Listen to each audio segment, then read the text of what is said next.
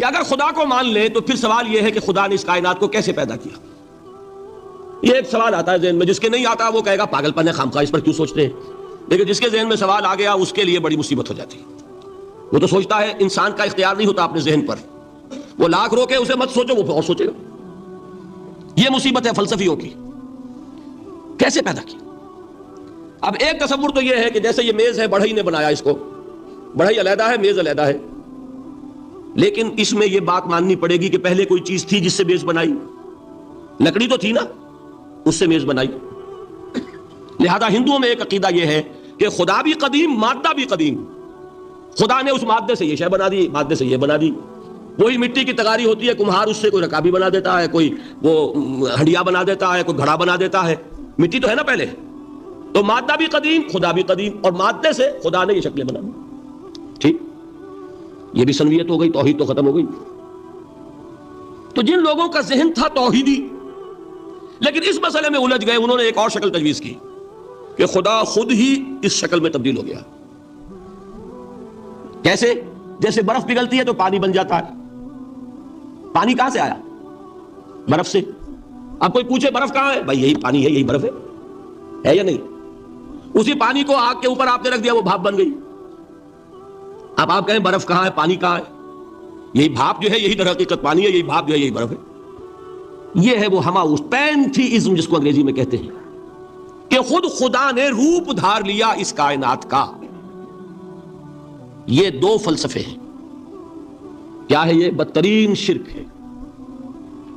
پہلی اگر شکل ہے تو وہ انسان خدا قرار پا گیا، جس کو اوتار مانا وہ خدا ہو گیا کہ نہیں. اور دوسری شکل میں تو ہر چیز ہی خدا ہے، یہ بھی خدا، یہ بھی خدا، پتھر بھی خدا، درخت بھی خدا، ہر چیز خدا. اس لیے کہ وہ برف پگھلی ہے تو پانی بنا ہے. وہ پانی چاہے زیر زمین آ رہا ہے، وہ پانی چاہے زمین کے اوپر دریا کی شکل میں آ رہا ہے یا زمین میں سوتے چل رہے ہیں، پانی تو وہی برف ہے جو پہاڑوں پر ہمالیہ پر پڑا ہوا ہے، وہی پگھل رہا ہے، یہ کچھ بن رہا ہے. یہ ہے شرک فی الذات کی دوسری قسم جو دنیا میں رہی، پینتھیزم اور انکارنیشن یا حلول اور ہماؤست. سمجھ میں آگے؟ اب میں ایک بات آپ سے عرض کروں گا. اللہ کا اس امت پر بہت بڑا فضل ہے جس کا آپ کو شکر ادا کرنا چاہیے. اس نوع کے شرک سے یہ امت 15ویں صدی شروع ہو جانے کے باوجود تاحال بحیثیت مجموعی محفوظ ہے. میں نے بحیثیت مجموعی کہا ہے. کوئی افراد یا عوام الناس یا جوہلاء یا شعراء یا نعت گو وہ مبالغہ آرائی میں کوئی بات کہہ دیتے ہو تو وہ علیحدہ بات ہے. لیکن مسلمانوں میں کوئی مستند فرقہ اور اس کے جو مستند عقائد ہیں ان میں الحمدللہ آج تک ایسی کوئی چیز شامل نہیں.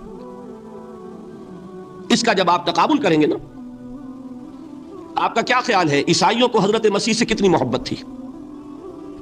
اس کا تقابل کیجئے جو محبت مسلمانوں کو رہی حضور کے ساتھ.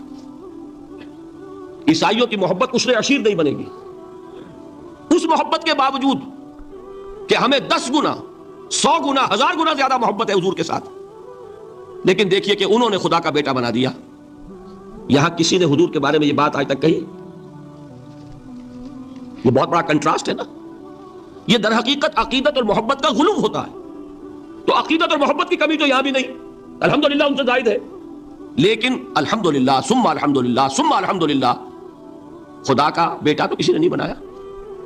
اچھا میں ایک اور کنٹراسٹ آپ کو دکھاتا ہوں تاکہ آپ اللہ کا شکر کریں. حضرت علی کی کیا نسبت ہے حضور کے ساتھ؟ نبی اور امتی. حضرت علی کو خدا کہنے والے پیدا ہوئے کہ نہیں؟ بتائیے نا.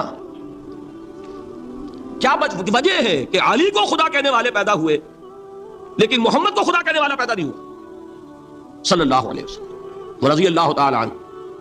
بہت اہم بات ہے، غور کیجیے گا اس کو. حالانکہ حضرت علی کا رتبہ کہاں، حضور کا کہاں. آج بھی آپ دیکھیے آپ کے جاہل عوام کے زبان پر نعرہ یا علی مدد کا ہوتا ہے، یا محمد مدد کسی نے کہا آج تک؟ یہ یا محمد لکھنے کے کام آتا ہے صرف. وہ مسجد پہ لکھ دو تاکہ پتہ چل جائے یہ فلاں فرقے کی مسجد ہے، دوسرا خود ہی بھاگ جائے وہاں سے. یہ صرف کس کام کے لیے ہے؟ باقی جہاں اصل میدان میں بات آتی ہے کوئی نعرہ لگاتا ہے یا محمد مدد. محمد کا رتبہ اونچا یا علی کا؟ تو ان سے کیوں نہیں مدد مانگی؟ یہ سوالات آپ کے سامنے رکھ رہا ہوں میں. پھر یہ کہ جس طریقے سے کہ غوث اعظم کو پکارا جاتا ہے، کیا محمد کو پکارا جاتا ہے؟ کیا نسبت ہے؟ حضرت علی تو پھر بھی صحابی ہے، خلیفہ چہارم ہے، حضور کے چچا داد بھائی ہیں، داماد ہیں. غوث اعظم تو بہرحال وہ نسبت تو نہیں ہے.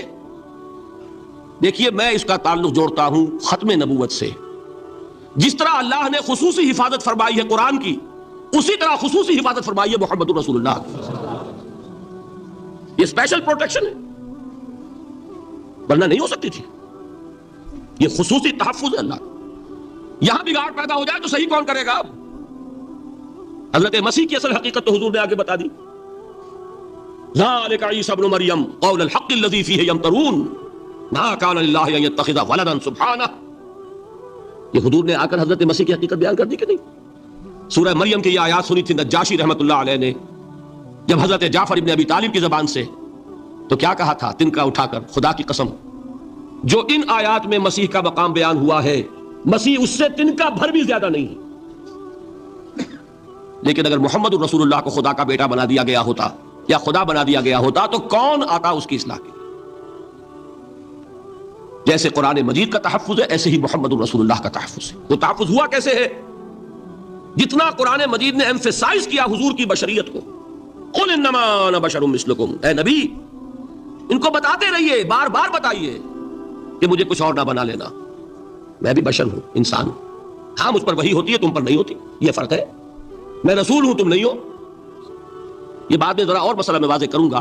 ابھی صرف یہ نوٹ کیجئے کہ یہ تحفظ جو ہے، جیسے قرآن کو تحفظ دیا لیکن اس کے لیے ذرائع بھی ہے نا. یہ حفظ قرآن کا سلسلہ جو ہے یہ اس کا ذریعہ بنا. یہ رمضان میں تراویح جو ہے اس کا ذریعہ بنی. ہمارے ملکوں کے اندر تو حفاظ کو مسجدیں نہیں ملتی، تلاش کرتے پھرتے ہیں.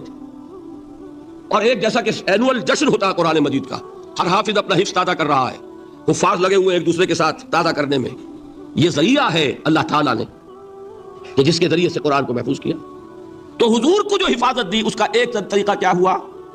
قرآن مجید میں حضور کی بشریت کا نمایاں کرنا، اور دوسرا یہ کہ خود حضور نے ایسی باریک بینی سے روکا. یہ بھی آپ کو پسند نہیں تھا کہ میں آؤں تو تم کھڑے ہو جاؤ. سنا کہ نہیں سنا آپ نے؟ صحابہ کو آپ روکتے تھے. ایک صحابی کی زبان سے نکل گیا ما شاء اللہ و ما شئت، جو اللہ چاہے اور جو آپ چاہیں.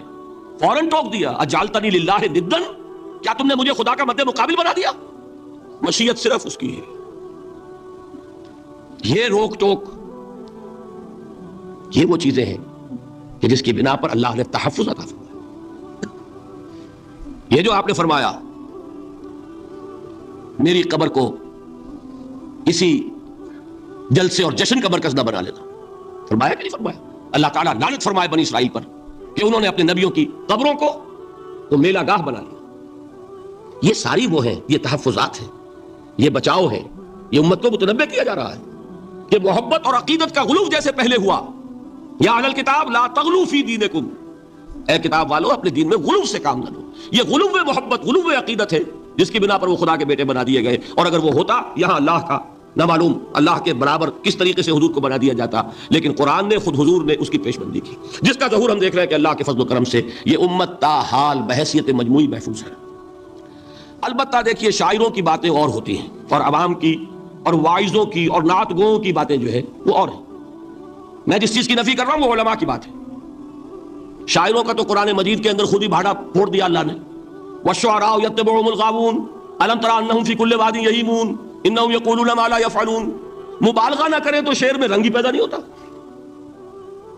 پھر شعر کائے کو کہنا ہے نظر کہو بھائی، مبالغے سے اس میں ایک تاثیر پیدا ہو. وہ مبالغے ہمارے شاعروں نے ہمارے نعت گواؤں نے کیے ہیں، اور اس میں اللہ تعالیٰ انہیں معاف کرے بالکل اوتار کر الفاظ بھی استعمال کر دیے. وہی جو مستوی عرش کا خدا ہو کر اتر پڑا وہ مدینے میں مصطفیٰ ہو کر. بتائیے رام چندر جی کے بارے میں جو عقیدہ ہے، اب کیا فرق رہ گیا؟ بال برابر فرق ہے یا کوئی؟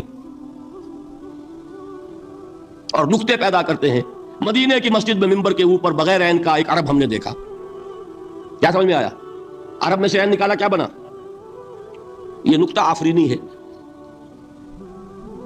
اسی طریقے سے ہماری شاعری میں کچھ ہمہ کا رنگ بھی پیدا ہو گیا. خود کوزا ہو، خود کوزا کرو، خود گلے کوزا. خود رند سبو کش، خود برسر آکوزہ خریدار بے آمد بشکست و رواں شد. وہ خود ہی کوزہ ہے، خود ہی مٹی ہے جس سے کوزہ بنا ہے، خود ہی کوزے کا بنانے والا ہے. سمجھ رہے؟